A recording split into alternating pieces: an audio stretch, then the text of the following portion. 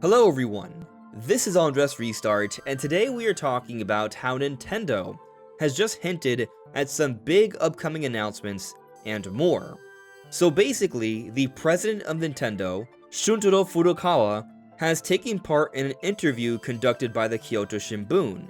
And in this interview, various interesting little nuggets have come out. Furukawa speaks on the overall pricing situation of Switch 2.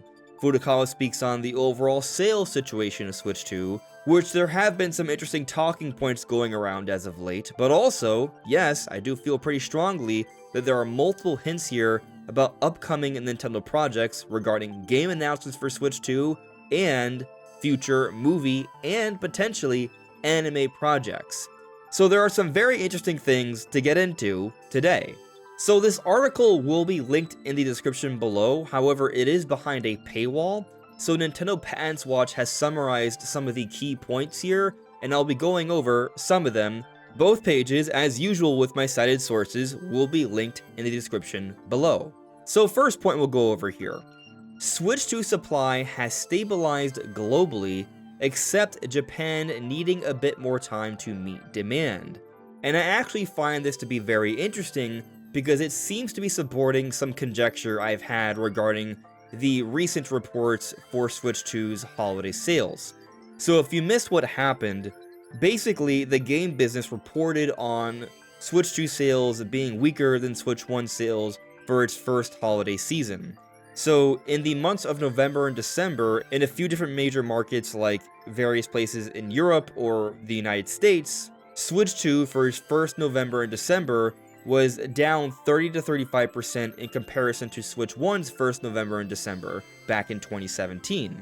Now, there are a variety of possibilities as to why this may be the case. Electronics overall have gotten more expensive. The overall economic climate is limiting the spending money for a lot of people right now. You could also argue Nintendo did not put out a big massive 3D Mario or 3D Zelda for this holiday, so that might have impacted things. But what we have also talked about throughout the year, and we've seen various reports of, is that the Nintendo Switch 2 has actually been pacing to be the best-selling console of all time throughout the year. And what's interesting is that Switch 2, even now, even after these reports of weaker holiday sales, is still pacing to hit its increased forecast of 19 million by the end of the fiscal year, March 31st, 2026. Nintendo had actually initially forecasted still a pretty high 15 million by the end of the fiscal year. At this point in time, from what we've heard, Switch 2 is still pacing to hit the 19 million. Switch 2 is actually already past the 15 million with a few months to spare from their original forecast. But still, people are wondering why, during this holiday season, the Switch 2 is performing worse than Switch 1's first holiday season. And a big reason why I think that may be the case could simply have to do with how Nintendo has been meeting demand. Nintendo has said multiple times that they wanted to go through great efforts to put out as much supply as possible this time around in comparison to how things went down with Switch 1. And so we've been seeing Switch 2 hit record sales throughout the year because they've been doing a really good job of meeting demand in most regions. For Switch 1 in 2017, you could not find a Switch 1. They could not meet demand. They were not able to put out enough supply throughout the year. And so throughout the year, Switch 2 has actually been outpacing Switch 1 by a significant margin. But in 2017, for the holiday season, Nintendo finally started meeting demand. And so sales during that holiday season spiked more so than what you might expect. And so what's interesting here is that even though in various regions sales are down compared to Switch 1's first holiday season, they're only slightly down in Japan. And so Furukawa is talking about here how they've been able to meet demand globally overall, but not so much in Japan, which may speak to this point that they're still trying to catch up in terms of putting out the supply in Japan, which could explain why holiday sales in Japan still were pretty good compared to Switch 1's first holiday in Japan. In other words, this is more reason to not be worried about Switch 2's success. Things are still going extremely well. However, something else that has concerned people about the future of Switch 2 is regarding the price of memory, RAM. So as said here, components are procured from suppliers based on Nintendo's medium to long-term business plan. The current memory price has no immediate impact on their financial performance, however, we must monitor the situation closely. And also quickly scrolling down here, because I think this is extremely relevant, when asked about price increases, Furukawa said, "I cannot comment on hypotheticals." And so what's interesting about this is that Furukawa is not denying the possibility that they may have to increase the price of Switch 2, which, could be concerning. There are no guarantees that the Switch 2, like every other console on the market, has increased in price because of the overall economic climate. However, in some good news, some people have been concerned regarding the overall current memory price situation, but Furukawa is saying that at least currently, it is not impacting Nintendo in any significant way.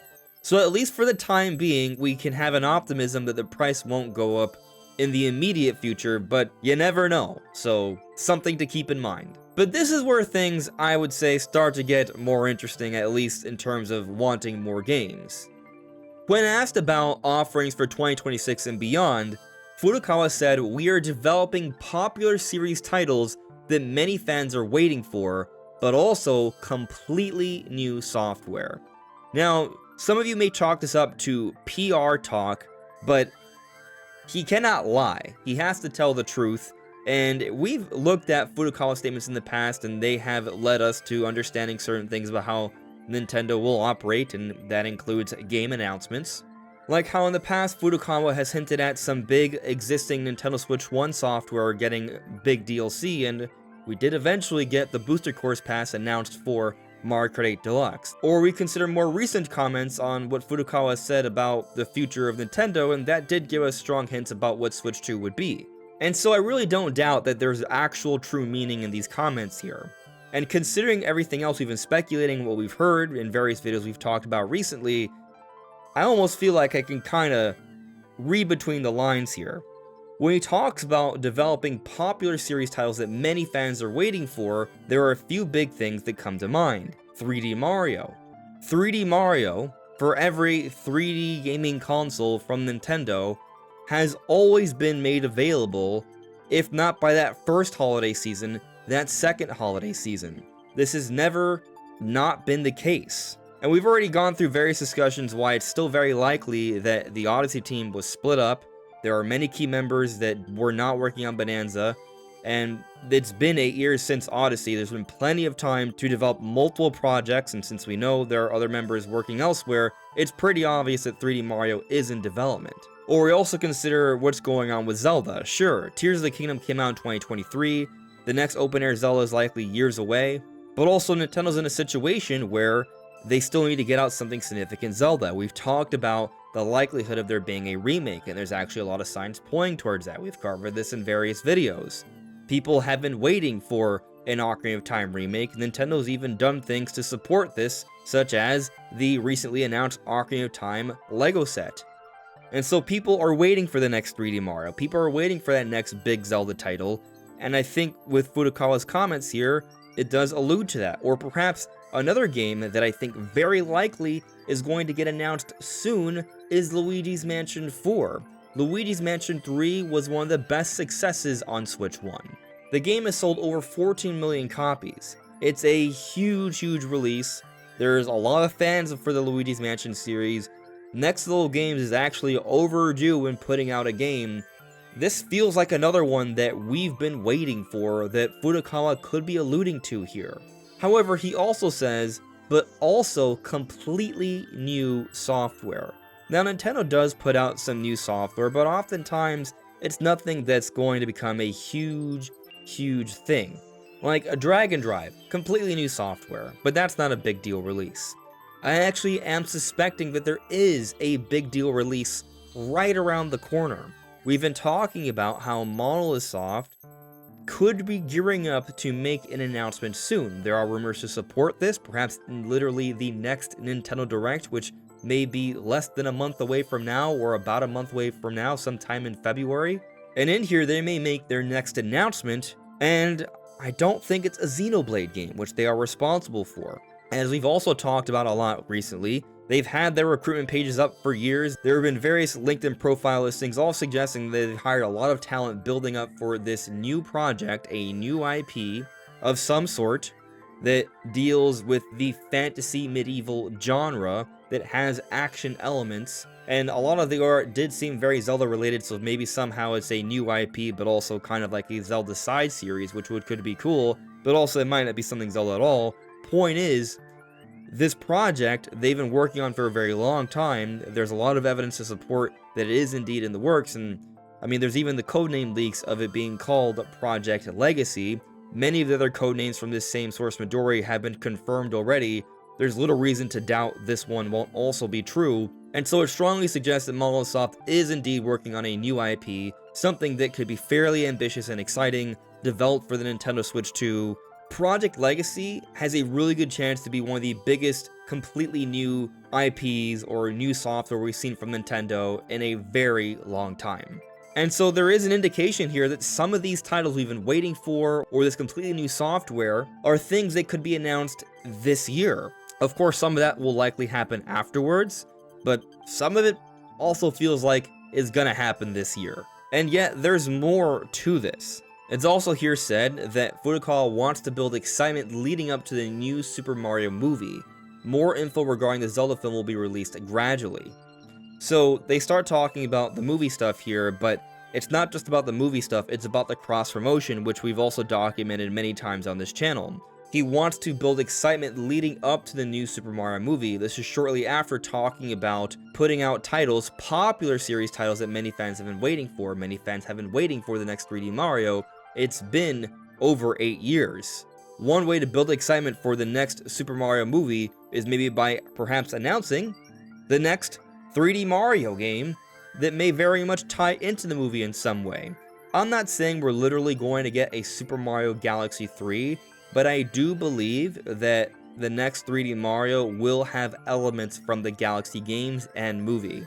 There are even rumors suggesting that the next 3D Mario was, at least at some point in development, to have something to do with exploring different Nintendo universes. So maybe the idea with the next 3D Mario is to go grander here and explore beyond just the Mushroom Kingdom or the areas around it, which definitely, if you think about the concept of the Galaxy games and the Galaxy movie, there's absolutely some elements that could cross over here. And so things about Galaxy 1 and 2 will certainly get people excited about the Galaxy movie, and things about all three of these could lead towards people finding interesting elements for the next new 3D Mario if it is announced to be coming out soon, where they could at least tease it, if not before the movie comes out, shortly afterwards, very similar to how Nintendo handled Mario Wonder in 2023.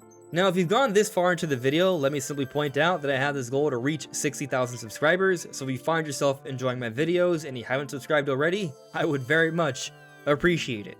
But then after the Mario movie, sure, we're gonna start to get some Zelda stuff, and that may also come with an implication that they're gonna start to announce some epic Zelda things as well beyond just the movie, but, you know, 40th anniversary plans, the next big game or so, that all makes sense. As is also said here, their primary focus for movies is not short-term profits, but character exposure. They'd like to establish a system to release more films beyond these two. So the idea is to reach a larger audience, get people more interested in buying these different games. It is all about the cross-promotion. This is so key here. These theories about how Nintendo handles cross-promotion is a big part as to why we predicted that there would be a 3D Donkey Kong game announced and coming out around the time of the opening of the Donkey Kong Park, which is literally what happened. Bonanza was announced in April, the park opened in May last year, and it came out in July. We were theorizing this for years. That's exactly what happened. It all goes back to the cross-promotion theory, which Nintendo themselves has been telling us about. Like, these aren't just PR statements, they are literally telling us their strategies without straight up leaking exactly what's going on. These are hints as to what Nintendo is actually doing. And so, what else might they be putting out there? Maybe there could be a Metroid movie.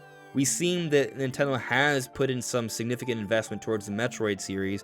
Metroid Dread had a very strong marketing plan, did end up becoming the best-selling Metroid game back in 2021. Metroid Prime 4, there have been some issues there. However, at least from a development perspective, there was a great deal of ambition. It does appear that they want to push this series and help it reach a new audience, or a bigger audience.